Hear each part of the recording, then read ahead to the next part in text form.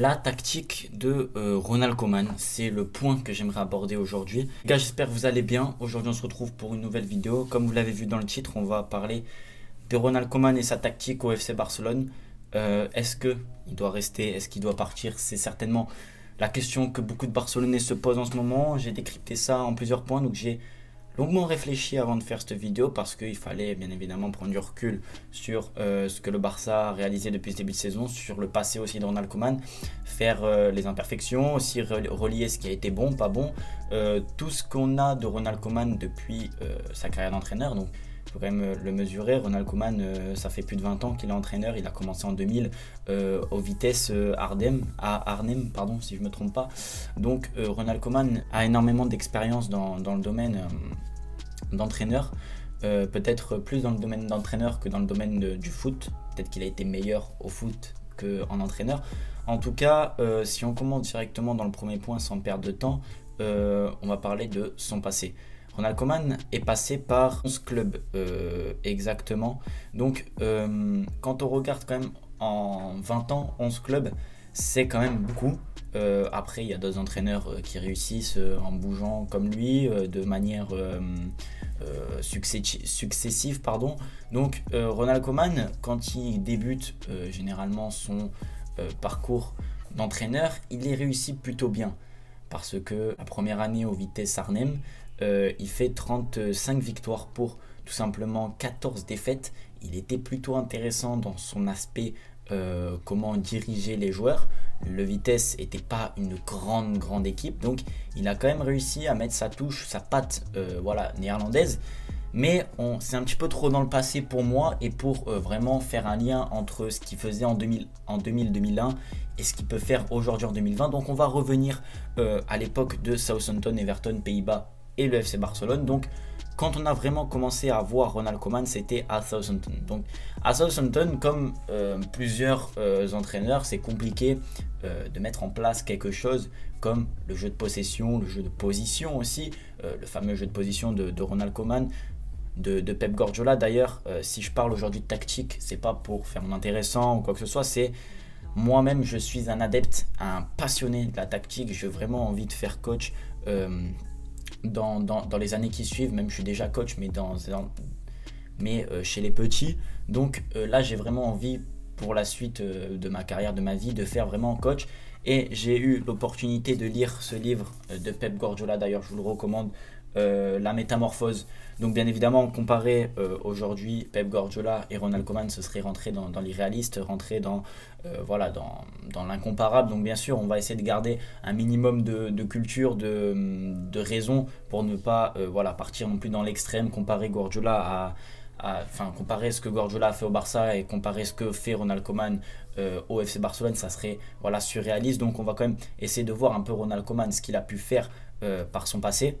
Donc Ronald Koeman, dans ses premières années à Southampton, donc ces 2 années qu'il a fait, donc de 2014 à 2016. Donc la première année en 2014-2015, il finit 7ème avec Southampton. Donc ce que j'ai envie de retenir, et c'est ce qui va vraiment, vous allez voir que ce que je vais vous dire est en train de se passer au FC Barcelone, est en train en fait d'avoir un impact réel. Donc il finit 7ème la première année et la deuxième année 6ème, où il est juste derrière Manchester United. D'ailleurs c'était Leicester qui avait fini champion. Donc Ronald Koeman, je regardais à l'époque bien évidemment Southampton, la première ligue. Donc bien sûr ça date, je regardais pas les 38 matchs de Southampton, mais j'ai pu voir un petit peu et je découvrais pour ma part Ronald Koeman.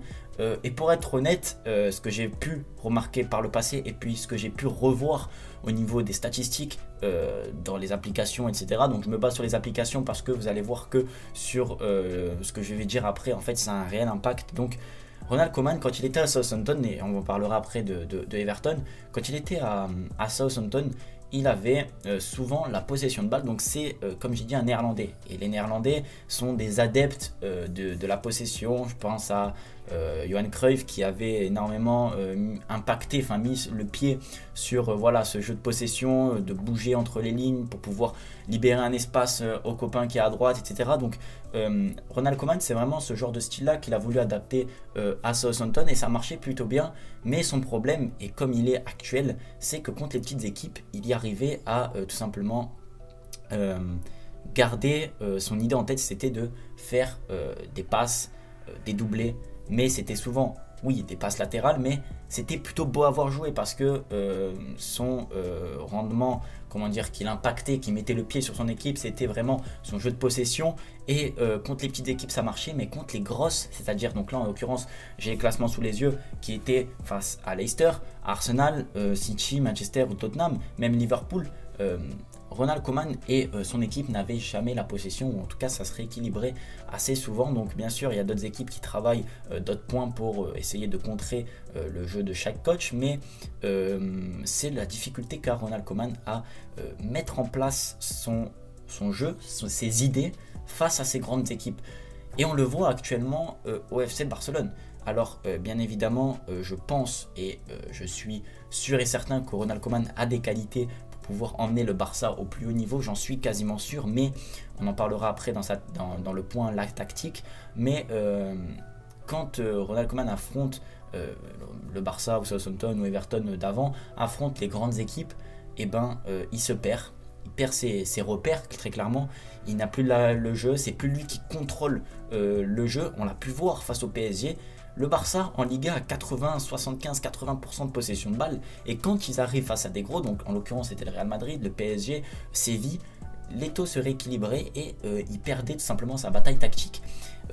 Donc c'est pour vous dire, et j'en parle avec Everton aussi, quand il arrive il met exactement le même système en place, jeu de possession, 65-70% de possession à chaque match contre des petites équipes comme West Bromwich, Crystal Palace.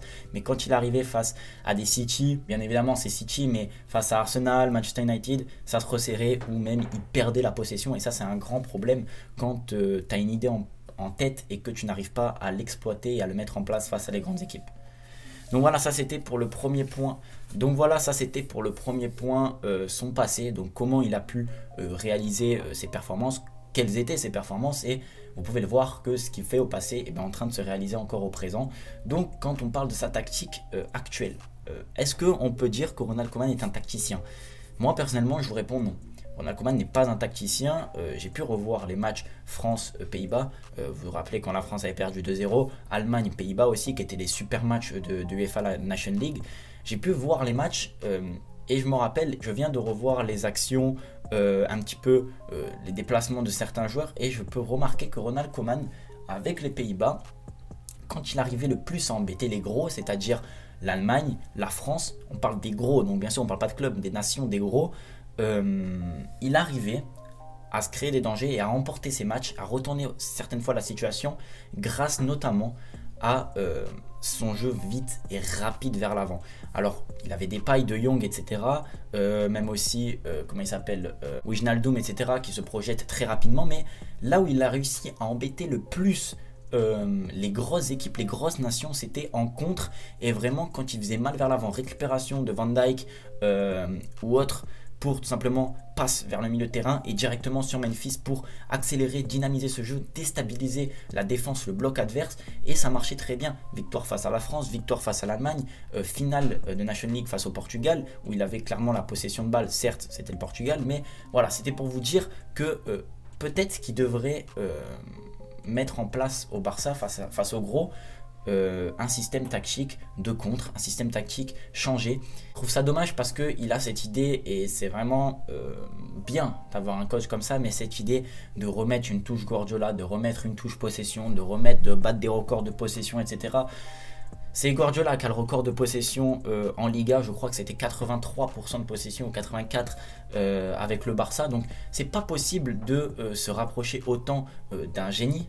D'ailleurs je vais le mettre là, se rapprocher d'un génie comme Pep Guardiola, ce n'est pas possible. Tu ne peux pas avoir le même système de jeu, les mêmes idées, enfin tu peux avoir les mêmes idées mais les mettre en place c'est pas pareil. Déjà Guardiola n'avait pas les mêmes joueurs, tu es obligé de t'adapter à ton effectif, et aujourd'hui est-ce que le Barça peut garder le ballon 84% du temps? Est-ce que le Barça peut faire du tiki-taka des 2009, 2011, 2015? C'est pas possible. C'est pour ça que Ronald Koeman, il n'a pas de tactique, et si aujourd'hui il perd ses matchs importants, il perd des points, c'est à cause de ça. Alors je loue les performances qu'il a amenées Ronald Koeman au Barça, c'est-à-dire faire progresser les jeunes, faire tourner les effectifs, donner la chance à certains joueurs aussi, et surtout donner du caractère. Mais est-ce que donner du caractère c'est suffisant face au gros? Non. le PSG, face au Barça, n'avait pas forcément de caractère incroyable, mais ils avaient voilà, une tactique en place mise par Pochettino, un plan de jeu, un fond de jeu mis en place pour pouvoir embêter le Barça, et ça a fonctionné. Ça a fonctionné, ils se sont appuyés sur les défauts barcelonais qui étaient la défense. On lance Mbappé, on lance Moïse Kean, on fait mal dans ces transitions-là, et ça fait but, ça fait score lourd, et ça fait tout simplement, ça fait rouste. Voilà, et Ronald Koeman est arrivé, et ça certaines fois dans la saison, est arrivé avec sa composition. Il arrive dans le vestiaire, il met les joueurs cadres, ses joueurs préférés, et tout simplement il laisse faire. Busquets passe latéral à De Jong, De Jong passe en retrait, on essaye de construire à droite, à gauche, on donne le ballon à Messi ou Dembélé, et ils font la différence. Et Ronald Koeman ne fait rien, attend, et il a souvent été sauvé par Messi, par Trincao aussi au Betis, parce que Betis avait mis un plan de jeu en place. C'est Pellegrini, je crois, qui est le coach du Betis. Il avait mis un plan de jeu en place qui avait fait mal au Barça. Honnêtement, ils avaient fait mal au Barça. Égalisation vers la fin. Ensuite, Trincao repasse devant. C'est pour vous dire que Ronald Koeman, sans ces joueurs-là comme Messi, Dembélé, Griezmann, je ne pense pas que Ronald Koeman serait encore à la tête du Barça, et je ne pense surtout pas qu'il serait deuxième ou troisième. Son idée de repasser en 4-3-3 était juste logique. Le Barça ne peut pas passer en 4-2-3-1 du jour au lendemain. Il faut un temps d'adaptation. Quand je regarde actuellement le Barça et Ronald Koeman, honnêtement, j'ai peur, parce que je me dis que là, c'est face au PSG qui a un nouveau coach, c'est-à-dire que ses idées ne sont pas encore rentrées dans la tête des joueurs. Mais quand je vois encore hier, et c'est impressionnant, le match de City face à Arsenal, la tactique de Guardiola, son plan de jeu, son pressing, enfin... Quand je me rends compte que le travail acharné des équipes comme City, des équipes comme bon, le Bayern un peu moins en ce moment, mais des équipes voilà, comme peut-être Chelsea qui est en train de reprendre un petit peu du poil de la bête avec Tuchel, qui est en train de mettre des choses en place, je me dis, est-ce que le Barça peut rivaliser tactiquement avec Ronald Koeman? Et honnêtement, je ne pense pas, parce que Ronald Koeman n'a pas de plan de jeu, n'a pas de tactique, et comme l'a dit Ice Decrypt, d'ailleurs je vous invite à aller le voir parce qu'il est vraiment très très bon dans ses analyses. Ronald Koeman est inférieur à Valverde et à Quique Setien en termes de tactique. Il n'y a pas de fond de jeu, il n'y a rien, et c'est embêtant et triste quand tu veux faire partie du top 3 et même d'aller le plus loin possible en Ligue des Champions. Tu ne peux pas arriver dans un match et poser tout simplement les joueurs sur la composition et voilà, attendre qu'il y ait une différence, attendre qu'il y ait un éclat de génie pour être sauvé, à chaque fois gagner des points. Non, il faut vraiment que le Barça ait voilà, une certaine approche tactique, arrive sur le match, même parfois descendre, partir en contre-attaque, mais faire un truc pour gagner des points, pour... Enfin, moi, c'est personnellement mon point de vue, et quand je regarde Ronald Koeman, je pense que c'est le point de vue de beaucoup de monde. J'ai jamais vu Ronald Koeman sortir du banc et voilà, donner des instructions tactiques en donnant souvent les entraîneurs font ce geste-là, donc d'ailleurs que je vous expliquerai dans une prochaine vidéo, parce que parfois on se moque un peu de ce qu'ils font quand ils font ça, mais c'est un réel point. Mais on n'a jamais vu Ronald Koeman faire des gestes de la main, faire replacer ses joueurs. Non, on l'a surtout vu crier, on l'a vu dépiter, assis dans son but comme ça, quand tout simplement le Barça prend un but ou quand le Barça ne joue pas à son aise. Donc c'est embêtant de voir le Barça comme ça, de voir le Barça avec un Ronald Koeman avec aucune approche tactique et avec le néant tout simplement. Donc ça m'embête, j'espère en tout cas. Donc maintenant, pourquoi Ronald Koeman est comme ça? J'ai envie de vous dire parce que il ne sait pas être... J'ai envie de vous dire parce que il ne sait pas être un tacticien, il n'a pas de plan de jeu en place. En fait, il arrive au Barça et son but, je pense, était de faire progresser les jeunes et tout simplement rester avec Messi, Dembélé. Donc après, il y a d'autres choses mises en place, bien évidemment, on n'est pas aux entraînements, mais moi, quand je vois les entraînements en vidéo du Barça, souvent le Barça remet sur YouTube un peu les séances, je vois beaucoup de tirs devant la cage et surtout des circuits de passe.